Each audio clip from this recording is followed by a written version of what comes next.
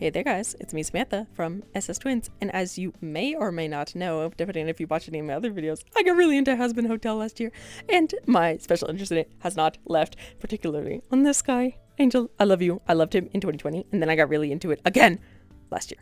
But I thought I struggle drawing Angel Dust, and I have a very unique, different style, so I thought I would do this challenge, draw fan art of a character as close to canon as possible, and in your style or with your headcanons. And of course, I'll be drawing Angel Dust. This is what he normally looks like, but okay, guys, I only ever draw him naked, okay? But like not naked, like a creature, so like this. So that's what we're going for, so he's gonna be naked, and you're gonna see how he differs in my style, which is very different.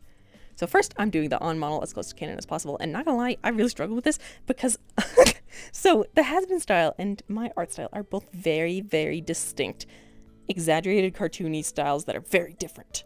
So this was like really hard for me.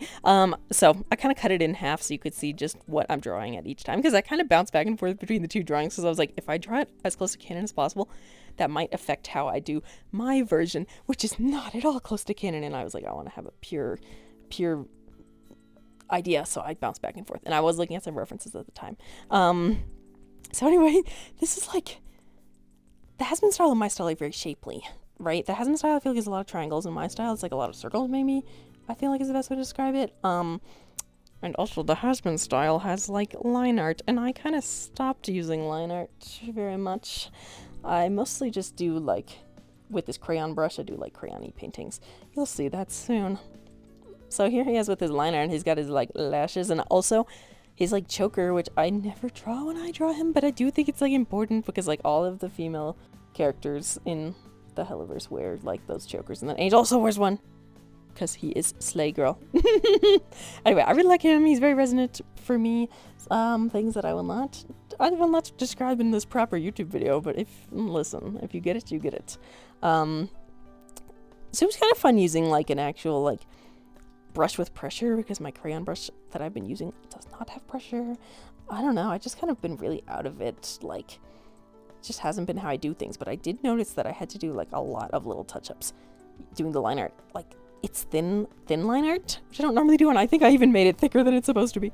And also it's like very sharp, so I did the line art in this color that I kind of like made up based on the reference image, and then I was like, I should just color pick this whole thing, so you'll see me change the colors of the line art. Also, did you know, so his like line art for his body is like a very dark pink that's basically looks purple, and then the line art for his face is just black.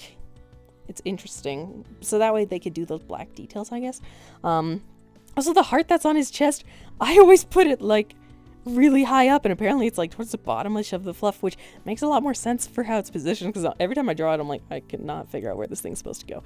Also, I don't draw Angel with like a mouth ever, and I only draw him naked. It's like, okay, he's like my venting character, so when I draw him, which like I don't even do that often because it's kind of hard, I only draw him like with no clothes on, looking as creaturey as possible, and with like no mouth, because that's my that I'm trying to express. That emotion is when you have no mouth. Anyway, but he looks so good here. Like I feel like, I mean, I heavily referenced some poses, but I did kind of make up my own pose. And then so I also tried to do a background that was like a show accurate, like a background that would look like what they have in the show, kind of, and then a background that would look like what I do. And then I of course used my dang crayon brush for this background like a fool, because I forgot. Then I was like, well, I'm not gonna redraw it, it's just a background. Okay, but this like glowing spiderweb thing that kind of like, it's very addict music video, if you know you know. Guys, Hazbin season 2 coming out soon. Who's excited? I'm excited based on the trailer. Listen, all of us Angel Dust fans are chomping at the bit. Anyway, I love his gold tooth. I should draw him with his mouth open. I'm sorry. I'm sorry. I'm such a phony. And then I had to resize him to make him a little bigger. And then this is where I like change all those line art colors so you can really see that he's different. And now I will do the My Style one, which, so because I just do lineless, I was like, I need to color the background because he is gonna be white. And then I had some trouble with the shape of his body. So listen, technically he is a lot obviously taller and bigger than this, and in like show accurate canon he has like really long legs and he has like 4 arms and all this stuff, and I was like, I just don't want to do all that. Not to be lazy, I was like, it's just not gonna fit in this box very well, like. So then I just did the first pair of arms and the torso, which I feel like is the most important part, because that's usually what I draw him as. So if I had to draw like the legs, it probably wouldn't even look that good anyway.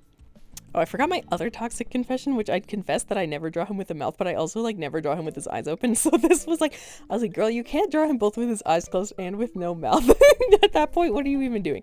So I did give him open eyes, but I like drawing him with a really tortured expression. Guys, this is really revealing something about my psyche here, because when I was drawing him in the show accurate thing, I was like, man, he looks so sassy and confident, and like, even if it's like a facade, he looks like he's on top of the world. And every time I draw him, he looks like a tortured critter.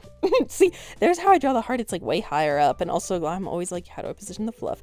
But also, I realized when I was drawing the Hazbin thing, I was like, I guess they don't really do shading because it's a show, and they don't like, I mean, they do lighting effects, but it's not like everything is like well shaded drawing. So then I was like, well, because this makes a lot of sense, because I never draw him with that choker, because I feel like the neck in my style is not long enough to both have the choker and to have the neck shadow that is very important to me. Also, I realized that I color his pinks differently, and when I had the real version of him on the side, I was like, this is confusing me, because I want it to be more pink, and actually it's more like peachy. It was weirding me out. And then for some reason I like forgot how to draw here, and then I was like making every single thing like different colors, like those things on his face versus like his arms and his fluff. All this, I finally figured it out, but I was like, do I need to shade this? And I was like, I do, so I added shading. And also, every time I draw him, I feel like he looks like an axolotl, kind of. I don't know, especially when I add like the pink tint to the ends of his like hair things, fluff things, but I like that. Also, I give him heart-shaped freckles, and then I give him like spirals. Spirals are very important to me in drawings, especially when I'm like doing vent drawings, when I'm like stressed. So I gave him spirals in his eyes, and then I did a spiral background, and then these little heart dots of like glowy effects and stuff. I think he looks so cute, and I give him like a little heart, like, so I don't know how you pronounce it. Is it ahoge? Ahego? Like, I don't, the thing the Danganronpa characters have, I always give him one of those, and it's shaped like a heart. And I think that's like very definitive to how I draw him.